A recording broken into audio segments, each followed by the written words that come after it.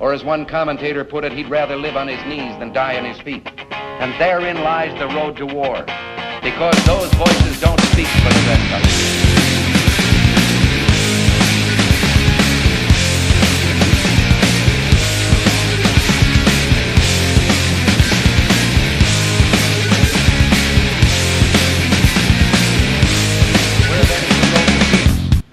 Well, it's a simple answer after all. You and I have the courage to say to our enemies, there is a price we will not pay, there is a point beyond which they must not advance. Just like the wide-winged dove sings a song, sounds like she's singing.